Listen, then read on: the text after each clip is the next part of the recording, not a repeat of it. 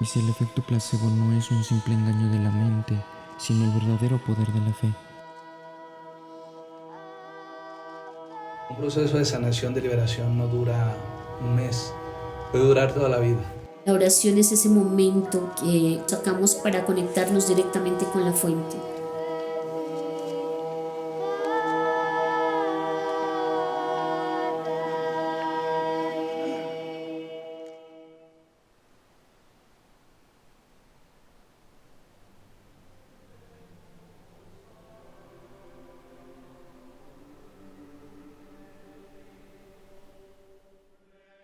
Bueno, mi nombre es María Dolores Vallejo y lo que me enfoco es en la sanación desde el neurocoach ontológico, basada en la parte emocional y en la parte espiritual. Entré siempre buscando esa curación. ¿Por qué nos enfermamos? Cuando a pesar de los exámenes, los paraclínicos, el examen físico sale normal, el paciente es normal, pero hay algo que no está bien. El Señor me presentaba escenarios, ¿no? Escenarios como en la Eucaristía o en algún grupo de oración que no tenían explicación científica. Mi nombre es Carlos Mario Casanova, trabajo aquí en la Fundación Montalvernia, ayudo en los procesos de sanación y liberación y ayudamos también en la obra social de los ancianos. Las experiencias que nosotros tenemos aquí en la Fundación empieza desde los diagnósticos mentales hasta los diagnósticos físicos, médicos que no encuentran nada. Cuando llegan aquí a la Fundación, lo primero que nosotros hacemos es empezar a orar y empezar a pedirle a Dios a través del Espíritu Santo que muestre por qué esas dolencias en las personas. Y de ahí se desata una serie de situaciones de lo que hablan las 6 puertas del Padre Javier. El rencor, los maleficios o las cadenas intergenéricas, el sacerdote Javier Luzón los llama puertas que nosotros abrimos conscientemente o, como pasa muchas veces, ignorando las consecuencias que estas decisiones puedan traer a nuestras vidas.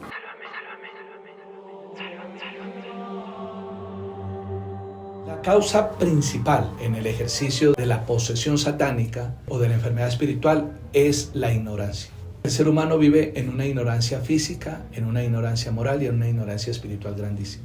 Cuando hablamos de ignorancia física, hablamos del desconocimiento que tienen los seres humanos de saber que el cuerpo es el templo del Espíritu Santo. Y como no sabemos que el cuerpo es el templo del Espíritu Santo, no lo entendemos como templo, entonces maltratamos nuestro cuerpo. ¿Cómo?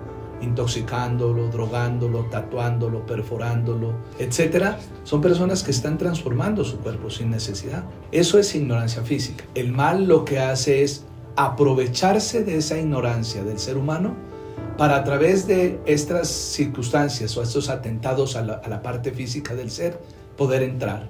Y es una situación espiritual. Entonces eso no lo entiende normalmente una persona hasta que no empieza a vivir situaciones difíciles, angustias, opresiones, desesperaciones, intentos de suicidio, etc. Hasta ahí no lo entiende. Por lo general las orientaciones son esas y empezamos a mirar que ha sido ignorancia física la que tenía esa persona. Ignorancia espiritual es desconocimiento total de la palabra de Dios. Pensar que los mandamientos de la ley de Dios son para esclavizar al hombre, cuando Dios hizo los mandamientos para que nosotros seamos libres. Entonces, en este momento la sociedad ya no bautiza a sus hijos, tiene hijos en unión libre, en matrimonio civil, en adulterios, ya no hacen uso del sacramento del matrimonio, o sea, se alejan de la vida sacramental, es ignorancia espiritual. En vez de buscar a Dios, buscamos ayudas espirituales en el ocultismo, en el esoterismo, en la nueva era, donde no vamos a encontrar una respuesta. ¿Por qué? Porque esas respuestas no las va a dar el mal, porque lo que nosotros estamos buscando es estar conectados en el bien. Y la ignorancia moral es todo lo que el hombre hace en contra del hombre. La estafa, el robo, la mentira, el sometimiento a las personas. Esa es ignorancia moral. Si nosotros vamos a la moral, tendríamos que estudiar todo el tratado de Kant sobre moral, ¿no? Pero nosotros, en la sociedad en la que nos movemos, lo que más encontramos es eso, el engaño, la estafa, las mentiras. Por eso la palabra de Dios habla sobre cómo debemos ser justos en los pesos y medidas. Y las personas no lo interpretan bien, sino que se van por otros lados sabiendo que lo que nos está diciendo Dios es que nosotros tenemos que darle justamente al otro lo que necesita. En la oración de liberación, cuando tú colocas a una persona enferma espiritualmente a renunciar a las cosas que le hicieron daño, las personas empiezan a recuperarse de una manera inexplicable. Renuncio en mi nombre y en nombre de mis antepasados, porque si hablamos de la cadena intergeneracional o la cadena intergenérica, nosotros tenemos que pensar que si oramos por nuestros antepasados, vamos a lograr sanarnos. Y al renunciar en nombre de nuestros antepasados, vamos a desatarnos de las ataduras que traemos de ellos. Los miedos y los egos se espantan cuando eres consciente de ellos y solo huyes. De lo que no eres consciente es de que no puedes huir, tienes que enfrentarlos. No con rabia, no con rencor, con amor, solo con amor. ¿Cómo puedes huir de algo que está en ti mismo? ¿Cómo puedes huir de ti?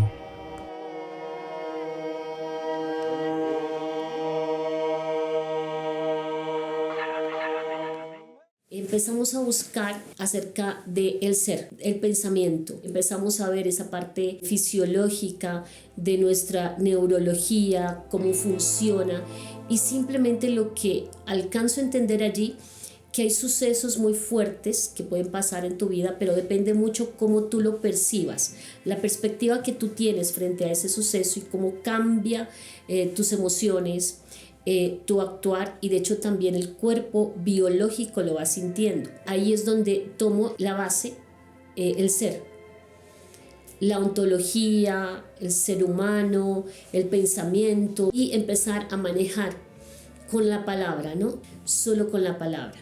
Y entre esos pues entra la psicoterapia de Santa Idelgarda, que ella es la que empieza a conectar al ser humano con sí mismo, pero también con la fuente que es Dios, que es el amor. En esa búsqueda entramos cómo se une la ciencia y la espiritualidad. El amor es muy importante porque el amor es un sentimiento, una emoción que abarca a toda nuestra bioquímica corporal, esa parte de la psicoendocrino-inmunología, cómo vemos cómo reacciona la serotonina, la oxitocina, cambiando de nuestro sistema simpático a un sistema parasimpático, donde te da tranquilidad, donde hay nuevas conexiones neuronales, donde tu electrocardiograma empieza a cambiar, donde hay más tranquilidad.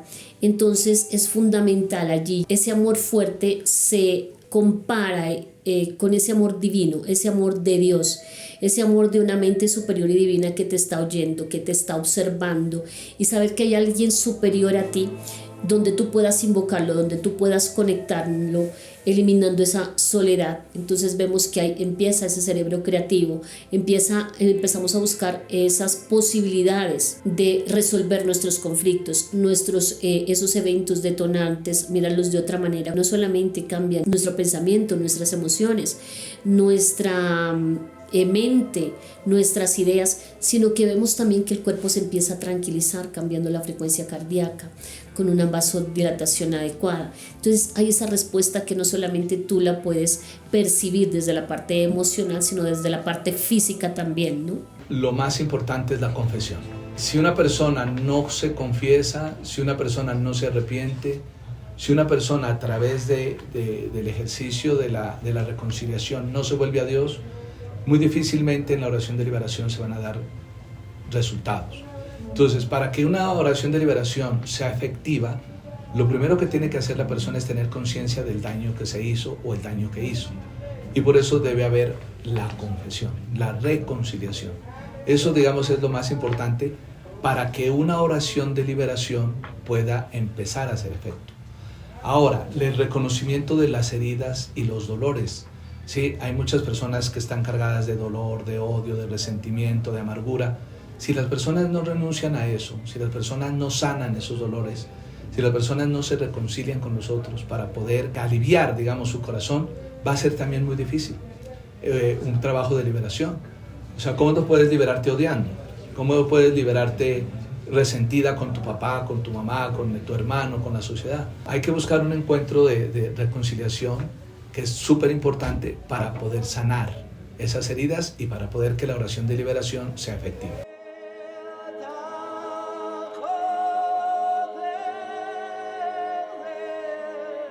Al enfrentar esos miedos con conciencia te das cuenta que para Dios no hay imposibles.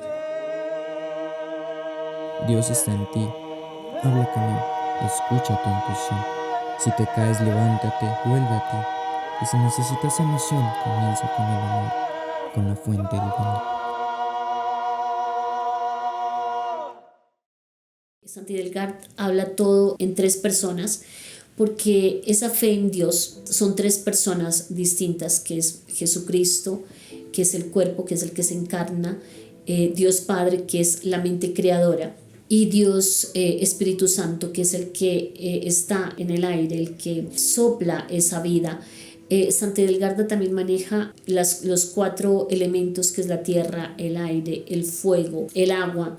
También nosotros en tres dimensiones, una sola persona pero tres dimensiones. El cuerpo físico, que nos representa a Jesucristo, que ahí tenemos que ver por qué nos enfermamos, las toxinas, los químicos, incluso el plástico, que es lo que ahora se está manejando mucho, los virus, las bacterias. Cuando no tenemos un buen equilibrio de nuestro microbioma, pues es allí donde hay ese desfase. Está esa psiquis, que es la mente, que se refleja mucho al Padre, nuestra mente, que también somos creadores. Entonces tenemos nuestro cuerpo, nuestra mente, que es nuestra psiquis, nuestro inconsciente, nuestro consciente, nuestra memoria reciente, nuestra memoria antigua, que incluso viene con nuestro ADN desde las generaciones ya, la cultura, todo esto que vemos acá. Somos nosotros los que co-creamos nuestra vida, los que nos ponemos metas, pero es a la larga ser conscientes allí mismo que somos nosotros, no quedarnos en ese victimismo, el no poder salir. Y está nuestro espíritu, que es esa imagen y semejanza de Dios que se asemeja al Espíritu Santo. Entonces, esa persona que se quiere sanar tiene que tener ese equilibrio allí, cuidándose su alimentación, el ejercicio, hidratándose, estar pendientes también, consultar un dolor, pero también ir más allá. Tu mente, tus pensamientos, ser consciente de lo que estás pensando, ser consciente de tus creencias, manejar tus miedos, tu soledad y volverte a conectar con Dios. Cuando está el sacerdote, es el sacerdote quien maneja el ejercicio. Cuando no está el sacerdote, está el equipo, siempre hay un equipo de oración. Y ese equipo tiene los elementos necesarios y esenciales, que son el agua exorcizada, la sal exorcizada y el aceite exorcizado, que son los sacramentales que la Iglesia autoriza o tiene autorizado para que se proceda en contra del mal. Fuera de eso, pues está la camándula, el rosario de madera, la cruz, ¿sí? que son elementos que nosotros utilizamos como para minimizar la fuerza del espíritu del mal que está en la persona. Todos los casos son diferentes, absolutamente todos los casos. Como puede llegar una persona totalmente perdida en un trance satánico, puede haber una persona que se parezca, aparente estar normal, pero que puede estar mucho más enferma espiritualmente que la otra. Entonces no hay como algo que nos diga esto hay que manejarlo así o manejarlo acá. Lo más importante es tener la disposición de la oración. Un proceso de liberación puede durar años, ¿sí? Puede durar mucho tiempo, depende del corazón de la persona que necesite ser libre.